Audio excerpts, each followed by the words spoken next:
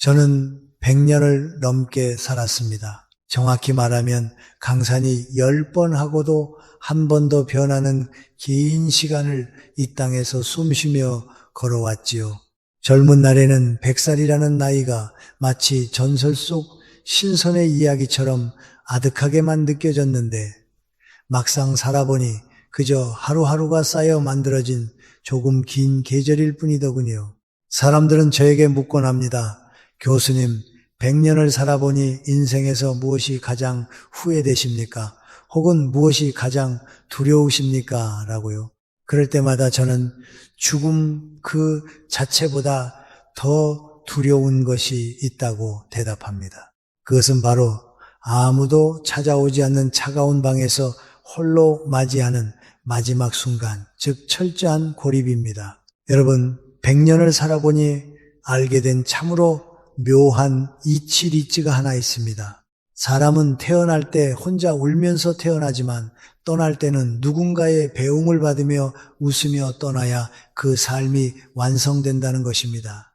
그런데 안타깝게도 현대사회는 점점 더 화려해지는데 사람들의 마음속 방은 점점 더 좁아지고 어두워져만 갑니다. 우리는 역사상 가장 많이 연결된 시대에 살고 있지만 역설적으로 가장 외로운 시대를 살고 있습니다. 특히 65세 이 나이는 인생의 4계절 중 늦가을에서 초겨울로 넘어가는 아주 중요한 길목입니다. 나뭇잎이 다 떨어지고 앙상한 가지만 남기 시작하는 때지요. 65세 이전에 당신이 어떤 씨앗을 심고 어떤 나무를 가꾸어 놓았느냐에 따라 남은 30년, 40년의 노년이 따뜻한 난로가 있는 안식처가 될 수도 있고 뼛속까지 시린 독방 감옥이 될 수도 있습니다. 제가 오늘 여러분께 간곡히 드리고 싶은 말씀은 단순히 친구를 많이 사귀어라거나 동호회에 나가라는 식의 가벼운 처세술이 아닙니다. 이것은 생존의 문제입니다. 아니, 더 깊게 들어가면 우리 영혼의 품격에 관한 문제입니다. 왜냐하면 외롭게 죽지 않는다는 것은 단순히 내 곁에 숨 쉬는 사람이 있느냐 없느냐의 물리적 문제가 아니라 내가 이 세상과 어떤 끈으로 연결되어 있느냐 하는 영적인 문제이기 때문입니다. 지금부터 제가 드리는 말씀은 제가 한 세기를 살아내며 수많은 이들의 삶과 죽음을 지켜보며 깨달은 피와 살이 되는 조언입니다. 만약 당신이 지금 60대를 지나고 있거나 곧 65세를 앞두고 있다면 부디 마음의 귀를 열고 들어주십시오. 당신의 남은 생을 송두리째 바꿀 수 있는 어쩌면 당신을 구원할 2가지 과제가 여기 있습니다. 지금 준비하지 않으면 나중에는 하고 싶어도 할 수 없는 일들이기에 노 교수의 떨리는 목소리로 감히 긴급한 조언이라 이름 붙였습니다. 사람은 누구나 자신만의 직함이라는 옷을 입고 평생을 살아갑니다. 젊은 날에 우리는 김대리, 이과장, 박사장 혹은 선생님이라는 호칭 뒤에 숨어서 그것이 곧 나의 본 모습인 양 착각하며 살아가지요.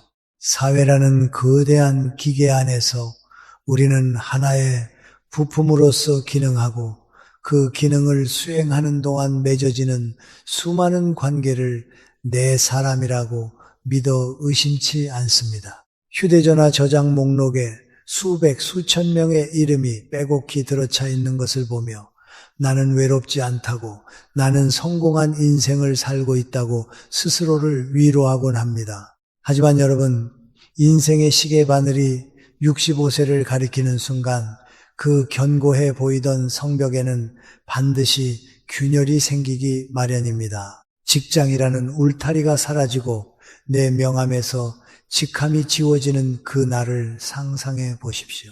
매일 아침 출근할 곳이 사라지고 하루 종일 울려대던 전화기가 거짓말처럼 잠잠해지는 그 정적을 말입니다. 그때야 비로소 우리는 뼈아픈 진실과 마주하게 됩니다. 그동안 나를 둘러싸고 있던 그 많은 사람은 나라는 사람을 찾아온 것이 아니라 내가 가진 지위와 권력 혹은 나를 통해 얻을 수 있는 이익을 찾아왔다는 사실을 말이지요. 썰물이 빠져나가면 비로소 누가 발가벗고 수영하고 있었는지 알게 된다는 말처럼 은퇴라는 거대한 썰물이 지나가고 나면 덩그러니 남은 진짜 내 관계의 민낯이 드러나게 됩니다. 이것은 비단 직장 생활을 한 사람들만의 이야기가 아닙니다. 자식을 키우는데 평생을 바친 부모들도 마찬가지입니다. 자녀가 품 안에 자식일 때는 내가 부모로서 절대적인 존재였지만 그들이 장성하여 둥지를 떠나고 나면 부모라는 역할 또한 예전 같지 않습니다. 결국 껍데기는 다 벗겨지고 오롯이 인간 김아무개, 인간 이아무개라는 본연의 모습만 남게 되는 시기, 그 시기가 바로 65세 전후입니다. 이때 찾아오는 상실감은 실로 엄청납니다. 평생을 바쳐 쌓아 올린 인맥이라는 탑이 모래성처럼 허물어지는 것을 목격할 때 사람들은 깊은 우울과 고립감에 빠집니다. 이것을 우리는 군중 속의 고독을 넘어선 폐허 속의 고독이라 부를 수 있을 것입니다. 문제는 많은 분이 이 공허함을 채우기 위해 또다시 잘못된 방식을 선택한다는 점입니다. 외로움을 견디지 못해 무의미한 모임에 나가 술잔을 기울이거나 거칠애 뿐인 동창회나 사교 모임에 집착하며 사람의 숫자를 늘리는데 급급해 합니다. 하지만 군중 속에 있다고 해서 외로움이 사라지던가요? 아닙니다. 오히려 말 한마디 통하지 않는 다수 속에 섞여 있을 때 영혼의 허기는 더욱 깊어집니다. 시끌벅적한 모임이 끝나고 집으로 돌아오는 길, 가로등 불빛 아래 길게 늘어선 그림자를 보며 느껴지는 그 서늘한 비애를 여러분도 한 번쯤은 겪어보셨을 겁니다. 우리는 이제 인정해야 합니다. 65세 이전에 우리가 준비해야 할 것은 넓고 얕은 인맥 름목이 아니라 좁더라도 깊고 단단한 인연 인緣이라는 것을요. 인맥은 필요에 의해 맺어지지만 인연은 마음과 마음이 다 맺어집니다. 인맥은 내가 힘이 있을 때 모여들지만 인연은 내가 가장 약해졌을 때 곁을 지켜줍니다. 저는 정원을 가꾸는 농부의 마음으로 여러분의 인간관계를 되돌아보시기를 권합니다. 정원이 아름다우려면 끊임없이 잡초를 뽑아내고 시든 가지를 쳐내야 합니다. 모든 풀을 다 키울 수는 없습니다. 마찬가지로 인생의 가을에는 관계의 가지치기가 절실히 필요합니다. 만나는 것만으로도 기가 빨리고 만나고 나면 마음이 불편해지는 관계, 서로의 자랑거리나 늘어놓으며 열등감을 자극하는 관계, 과거의 영광에 취해 현실을 비관하는 관계, 이런 껍데기뿐인 관계들을 과감히 정리하지 않으면 정작 소중한 새순이 돋아날 자리가 없습니다. 진정한 벗은 백명이 필요 없습니다. 내 아픔을 자신의 아픔처럼 느껴주는 단 한 사람, 밤늦은 시간이라도 전화를 걸어 나 마음이 좀 그렇네 라고 말했을 때 무슨 일인가 지금 갈까 라고 물어봐 줄 수 있는 그 한 사람이면 족합니다. 그런 친구가 배우자일 수도 있고 오랜 벗일 수도 있고 혹은 뒤늦게 만난 이웃일 수도 있습니다. 중요한 것은 숫자가 아니라 밀도입니다. 그런데 참으로 안타까운 것은 많은 사람이 젊은 시절에는 앞만 보고 달리느라 이 소중한 인연의 씨앗을 심지 못했다는 것입니다. 그리고 이제 와서 외롭다고 하소연만 합니다. 밭을 갈지 않았는데 열매가 열릴리 만무하지요. 하지만 늦지 않았습니다. 인생 100년 시대에 65세는 아직 결실을 맺기에 충분한 시간입니다. 지금 여러분의 휴대전화를 열어보십시오. 그리고 스스로에게 물어보십시오. 내가 오늘 세상을 떠난다면 진심으로 눈물 흘려줄 사람이 이 목록 속에 몇 명이나 있는가? 만약 그 답이 망설여진다면 지금부터 제가 말씀드릴 두 가지 행동을 반드시 실천하셔야 합니다. 이것은 단순히 친구를 만드는 기술이 아닙니다. 다쳐가는 여러분의 영혼을 다시 세상과 연결하고 죽는 그 순간까지 사람의 온기 속에서 존엄하게 머물 수 있게 하는 유일한 구명줄입니다. 이제 묵은 밭을 갈아엎고 새로운 씨앗을 심을 준비가 되셨습니까? 고독사가 남의 이야기가 아니라 나의 미래가 될 수도 있다는 서늘한 각성을 안고 첫 번째 씨앗을 꺼내 보겠습니다. 이것은 어쩌면 가장 힘들지만 반드시 넘어야 할 산과도 같은 일입니다. 그렇다면 우리는 구체적으로 무엇을 해야 할까요? 껍데기뿐인 인맥을 걷어내고 진실한 인연의 씨앗을 다시 심기 위해 65세 이전에 반드시 해야 할 첫 번째 과제는 바로 마음속 굳게 닫힌 빗장을 여는 일, 즉 용서와 화해입니다. 이 말이 참 진부하게 들릴 수도 있습니다. 누구나 아는 도덕 교과서 같은 이야기라고 생각하실지도 모릅니다. 하지만 여러분, 100년을 살아보니 이것만큼 어렵고 또 이것만큼 절실한 생존의 문제는 없더군요. 사람이 늙어가면서 생기는 가장 무서운 병이 무엇인지 아십니까? 암이나 치매도 무섭지만 영혼의 관점에서 볼 때 가장 경계해야 할 불치병은 바로 아집, 오집과 노욕, 로욕입니다.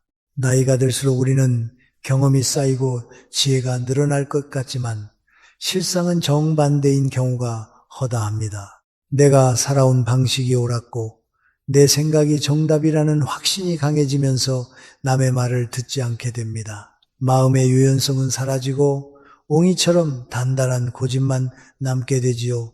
특히 65세라는 나이는 사회적 지위가 내려가면서 자존심의 상처를 입기 쉬운 때입니다. 그래서 오히려 더 꼿꼿하게 목에 힘을 주고 내가 누군데 감히 나를 무시해 라는 방어 기제로 똘똘 뭉치게 됩니다. 그런데 슬픈 사실은 이런 태도가 바로 내 곁에 남아있던 소중한 사람들마저 하나둘씩 떠나게 만드는 주범이라는 것입니다. 한번 주위를 둘러보십시오.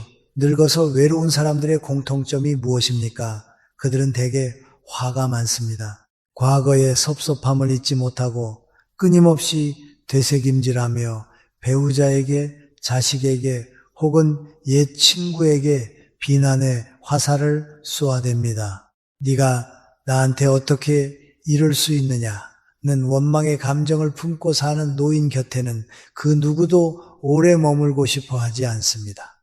자식들도 의무감에 잠시 들를 뿐 마음은 이미 천리 만리 멀어져 있는 것입니다. 그러니 65세가 넘어가기 전 아직 내 정신이 맑고 내 의지로 감정을 조절할 수 있을 때 우리는 반드시 관계의 청산을 해야 합니다. 이것은 빚을 갚는 것과 같습니다. 돈 빚은 갚지 않으면 신용불량자가 되지만 마음의 빚, 즉 미움과 원망의 빚을 갚지 않으면 우리는 인생불량자가 되어 쓸쓸히 고립됩니다. 가장 먼저 화해해야 할 대상은 다름 아닌 여러분의 배우자입니다. 젊은 날 먹고 살기 바쁘다는 핑계로 혹은 가장이라는 권위로 아내에게, 남편에게 주었던 상처들이 분명 있을 것입니다. 그 묵은 감정의 찌꺼기들은 세월이 흐른다고 저절로 사라지는 것이 아닙니다. 오히려 침전물처럼 가라앉아 딱딱하게 굳어 있을 뿐이지요. 황혼 이혼이 급증하고 결혼이라는 말이 유행하는 이유가 무엇이겠습니까? 그 딱딱한 침전물을 더 이상 견딜 수 없기 때문입니다.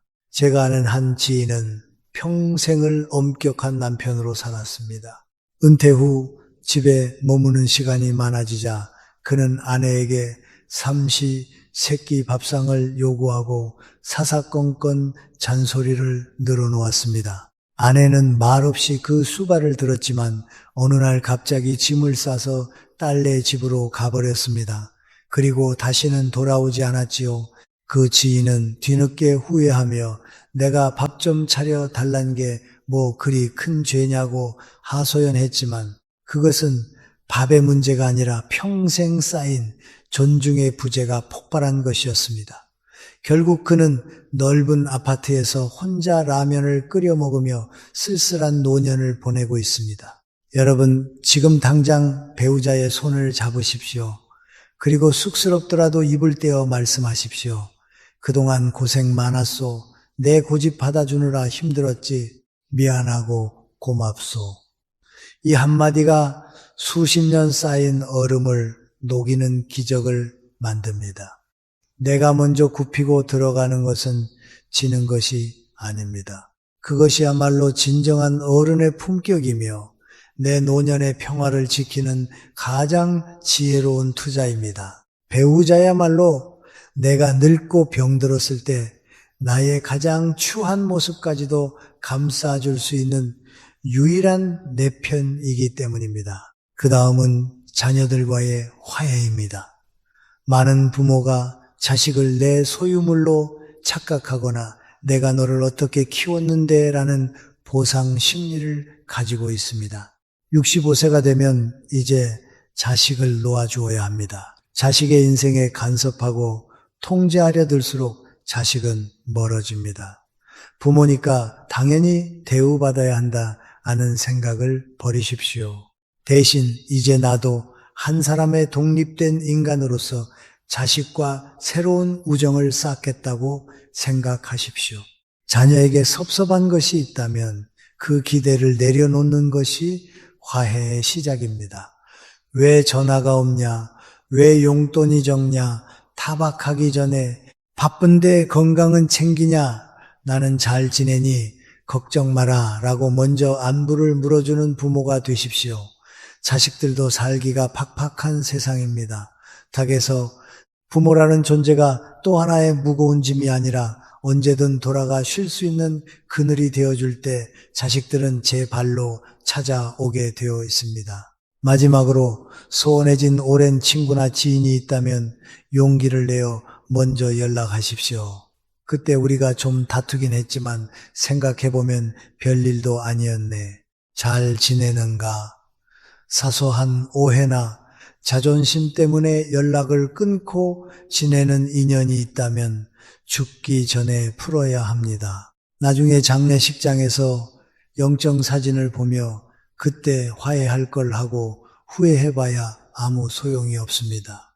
내가 먼저 손을 내미는 행위는 상대를 위한 것이기도 하지만 궁극적으로는 내 마음속에 박힌 가시를 빼내는 치유의 과정입니다. 용서와 화해는 마음의 빗장을 여는 열쇠입니다. 내 마음의 문을 안에서 걸어 잠그고 있으면서 밖에서 누가 문을 두드려 주기를 기다리는 것은 어리석은 일입니다. 내가 먼저 빗장을 풀고 문을 활짝 열어 젖혀야 따뜻한 봄바람도 들어오고 사람의 온기도 들어올 수 있습니다. 65세 이전에 마음속 응어리를 모두 털어버리십시오. 미움도 짐이고 원망도 짐입니다. 그 무거운 짐을 지고 노년의 고개를 넘어가기에는 우리 다리가 너무 약합니다. 영혼을 가볍게 투명하게 만드는 것, 그리하여 누구를 만나도 편안한 미소를 지을 수 있는 얼굴을 만드는 것, 이것이 외롭게 죽지 않기 위해 우리가 갖춰야 할 첫 번째 준비물입니다. 마음의 빗장이 풀렸다면 이제 우리는 그 열린 문으로 세상과 다시 연결되어야 합니다. 단순히 관계를 회복하는 것을 넘어 내가 이 사회에서 여전히 쓸모있는 존재임을 증명하고 스스로 빛을 내는 법을 배워야 합니다. 마음의 빗장을 열어젖히고 묵은 감정의 찌꺼기를 씻어냈다면 이제 우리는 그 빈자리를 무엇으로 채워야 할까요? 용서와 화해가 관계를 회복하는 터 닦기였다면 이제는 그 위에 튼튼한 집을 지어야 할 차례입니다. 65세 이전에 반드시 실천해야 할 두 번째 과제는 바로 사회적 쓸모를 유지하기 위한 배움과 나눔입니다. 많은 분이 은퇴를 노동으로부터의 해방 혹은 무의도식의 자유라고 오해하곤 합니다.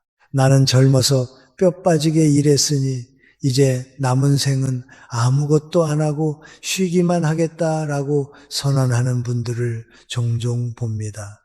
하지만 100년을 살아본 제가 감히 단언컨대 그것은 축복이 아니라 저주에 가까운 재앙의 시작입니다. 일이 없어지는 순간 사람은 늙기 시작합니다. 단순히 육체가 늙는 것이 아니라 영혼의 탄력이 사라지고 사회적 존재감이 소멸합니다. 아침에 눈을 떴는데 갈 곳이 없고 나를 필요로 하는 곳이 단 한 군데도 없다는 사실은 인간을 급격히 무기력하게 만듭니다. 그리고 그 무기력은 필연적으로 고독을 불러옵니다. 사회라는 거대한 톱니바퀴에서 내가 빠져나온 녹슨 부품처럼 느껴질 때 우리는 스스로를 골방에 가두게 되는 것입니다. 그러니 65세가 되었다고 해서 짐을 내려놓을 생각일랑 하지 마십시오. 오히려 돈을 벌기 위한 생계형 노동에서 가치를 창출하기 위한 의미형 노동으로 전환해야 할 때입니다. 먼저 배움의 끈을 놓지 마십시오. 제가 90이 넘어서도 이렇게 강단에 서고 글을 쓸 수 있는 비결이 무엇이냐고 묻는다면 저는 주저없이 호기심이라고 답합니다. 새로운 것을 배우려는 열정이 식는 순간 그 사람이 바로 노인입니다. 육체의 나이가 60이라도 더 이상 배울 것이 없다고 생각하면 그는 이미 죽은 나무와 같습니다. 반면 80이 되어도 외국어를 배우고 악기를 익히고 세상 돌아가는 이치에 귀를 기울이는 사람은 청춘입니다. 왜 배움이 고독사를 막아줄까요? 배우는 사람은 대화가 통하기 때문입니다. 젊은 세대와 소통하려면 그들이 사는 세상을 이해하려 노력해야 합니다. 요즘 애들은 버릇이 없어 라고 혀를 차기 전에 그들이 쓰는 스마트폰을 배우고 그들이 읽는 책을 읽어보십시오. 끊임없이 자신을 갱신하는 노인 곁에는 사람들이 모입니다. 그에게는 배울 점이 있고 함께 이야기하는 즐거움이 있기 때문입니다. 반대로 과거의 지식만 우려먹으며 훈계만 늘어놓는 노인은 꼰대 취급을 받으며 철저히 외면당합니다. 도서관에 가보십시오. 문화센터에 등록하십시오. 낯선 분야에 도전하여 뇌세포를 깨우십시오. 배움의 과정에서 만나는 사람들은 이해관계 없이 순수한 열정으로 뭉친 새로운 인연이 됩니다. 그곳에서 만난 벗들은 은퇴 전에 직장 동료보다 훨씬 더 깊고 오래가는 우정을 나눌 수 있습니다. 다음으로 나눔과 봉사를 실천하십시오. 나이 들어 가장 추한 모습은 받기만 하려는 태도입니다. 내가 노인네인데 대우해줘야지. 내가 왕년에 이런 사람이었는데 알아줘야지 하는 마음은 사람을 내쫓는 악취와도 같습니다. 사람의 마음은 참으로 묘해서 내가 무언가를 얻으려고 손을 뻗으면 달아나고 내가 무언가를 주려고 손을 펼치면 모여듭니다. 65세 이후의 삶은 주는 삶이어야 합니다. 돈이 많아야 나눌 수 있는 것이 아닙니다. 여러분이 평생 쌓아온 경험과 지혜, 그리고 남아도는 시간을 나누십시오. 동네 화단을 가꾸는 일이라도 좋고 재능 기부로 아이들을 가르치는 일도 좋습니다. 거동이 불편한 이웃을 위해 말벗이 되어주는 것만으로도 충분합니다. 제가 아는 한 은퇴한 교장 선생님은 퇴직 후 시골로 내려가 동네 아이들에게 한자를 가르치기 시작했습니다. 처음에는 무료함을 달래려고 시작한 일이었지만 아이들이 따르고 동네 사람들이 고마워하며 그를 찾기 시작했습니다. 명절이면 그의 집 마당은 제자들과 이웃들로 북적입니다. 그는 현직에 있을 때보다 지금이 훨씬 더 행복하고 외롭지 않다고 고백하더군요. 이것이 바로 나눔이 가져다주는 기적입니다. 나를 필요로 하는 곳이 있으면 사람은 죽지 않습니다. 아니, 외로울 틈이 없습니다. 내가 누군가에게 도움이 되는 존재라는 자각증거이야말로 삶을 지탱하는 가장 강력한 버팀목입니다. 봉사하는 현장에서 만난 사람들은 서로의 선한 마음을 확인했기에 그 어떤 술친구보다 끈끈한 유대감을 형성합니다. 그러니 여러분, 65세가 넘어가면 셈법을 바꾸십시오. 지금까지는 얼마나 벌었나가 중요했다면 이제부터는 얼마나 주었나가 중요합니다. 인색하게 굴지 마십시오. 지갑을 열고 시간을 내어주고 마음을 퍼주십시오. 샘물은 퍼낼수록 맑은 물이 솟아나지만 가두어 두면 썩어서 악취가 납니다. 우리네 인생도 마찬가지입니다. 흐르지 않는 물은 고인물이 되고 고인물에는 아무도 찾아오지 않습니다. 끊임없이 배우고 나누는 삶, 이것이 여러분을 사회와 연결하는 생명줄입니다. 이 줄을 놓지 않는 한 여러분은 결코 고독사라는 비극의 주인공이 되지 않을 것입니다. 오히려 많은 이의 존경과 사랑 속에서 저녁 노을처럼 아름답게 빛나는 노년을 맞이할 수 있을 것입니다. 용서로 닫힌 문을 열고 나눔으로 그 문지방을 넘나드는 사람들로 집을 채웠다면 이제 마지막으로 갖춰야 할 것은 바로 여러분 자신의 내면 그 깊은 곳의 단단함입니다. 사람이 곁에 있어도 채워지지 않는 근원적인 허기, 그것을 다스리는 힘에 대해 이야기하며 이 긴 조언을 마무리하려 합니다. 우리는 관계를 회복하고 사회적 쓸모를 찾는 외연의 확장에 대해 이야기했습니다. 용서하고 배우고 나누는 삶, 이것은 분명 우리를 세상과 연결해주는 튼튼한 다리입니다. 하지만 여기서 한 걸음 더 깊이 들어가야 할 어쩌면 가장 본질적이고 중요한 철학적 물음이 하나 남아 있습니다. 그것은 바로 고독을 대하는 우리의 태도입니다. 사랑하는 여러분, 제가 100년을 살면서 깨달은 가장 큰 역설이 하나 있습니다. 그것은 바로 혼자서도 잘 지낼 수 있는 사람만이 남과 함께 있을 때도 외롭지 않다는 사실입니다. 많은 분이 고독사라는 단어를 두려워하며 무조건 사람 속에 섞여 있으려고만 합니다. 그러나 외로움, 론리네스와 고독 솔리튜드는 엄연히 다릅니다. 외로움은 남이 나를 찾아주지 않아 겪는 비참한 고통이자 결핍의 상태입니다. 반면 고독은 내가 스스로 선택한 홀로 있음이며 내 내면과 대화하는 충만한 시간입니다. 우리가 65세 이전에 갖춰야 할 진정한 능력은 친구의 숫자를 늘리는 것보다 고독력, 꾸독리를 키우는 것입니다. 왜 그럴까요? 노년의 삶은 필연적으로 혼자 있는 시간이 길어질 수밖에 없습니다. 배우자가 먼저 떠날 수도 있고 자식들이 바빠질 수도 있으며 몸이 아파 거동이 불편해질 수도 있습니다. 이 피할 수 없는 절대 고독의 시간에 남에게 의존하여 행복을 구걸하는 사람은 불행합니다. 왜 아무도 안 오지? 왜 전화 한 통 없지? 하며 기다림에 지쳐 원망만 쌓아가게 됩니다.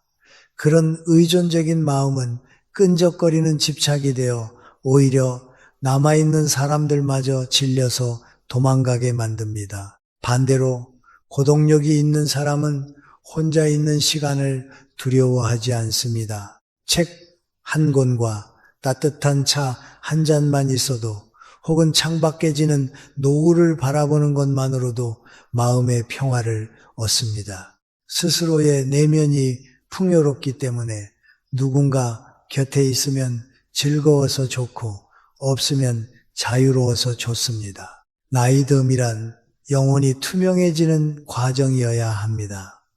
젊은 날에 우리는 욕망과 경쟁심, 시기심으로 가득 차서 마치 흙탕물처럼 혼탁했습니다. 하지만 세월의 강물이 흘러 하류에 다다르면 그 흙탕물은 가라앉고 맑은 윗물만 남아야 합니다. 그것이 바로 어른의 품격입니다. 여러분의 영혼이 투명하고 맑으면 굳이 오라고 손짓하지 않아도 사람들이 모여듭니다. 맑은 샘물에 짐승들이 목을 축이러 오듯 평온하고 지혜로운 노인 곁에는 삶에 지친 젊은이들과 이웃들이 위로를 얻기 위해 찾아옵니다. 그러니 65세 이후의 삶을 준비하며 스스로에게 물어보십시오. 나는 혼자 있는 시간을 견딜 수 있는가? 아니면 즐길 수 있는가? 나는 남이 채워주지 않아도 스스로 빛나는 존재인가? 고독을 승화시키십시오. 외로움에 떨며 누군가의 온기를 구걸하지 말고 당신 스스로가 따뜻한 난로가 되십시오. 당신의 영혼이 꽉 찬 열매처럼 단단하게 여물어 있을 때 비로소 당신은 외롭게 죽지 않는 수준을 넘어 존엄하고 아름답게 완성되는 마지막을 맞이할 수 있습니다. 이것이야말로 100년의 세월을 건너온 제가 여러분께 드리는 고독을 이기는 최후의 비결입니다. 긴 이야기를 마칠 때가 되었습니다. 창밖을 보니 어느새 해가 뉘엿뉘엿 넘어가고 있군요.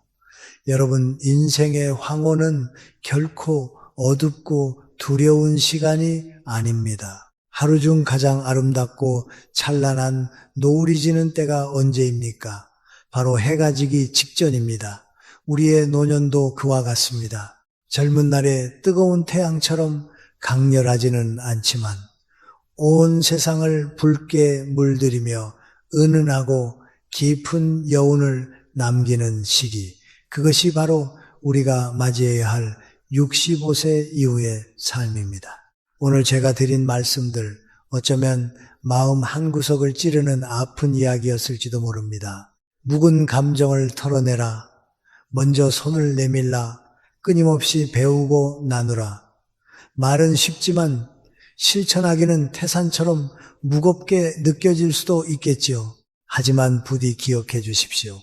100년을 살아보니 결국 마지막에 남는 것은 통장의 잔고도 아니고 화려한 직함도 아니더군요. 오직 내가 사랑했던 사람들의 온기와 내가 세상에 베풀었던 작은 친절들만이 별처럼 빛나고 있었습니다. 두려워하지 마십시오.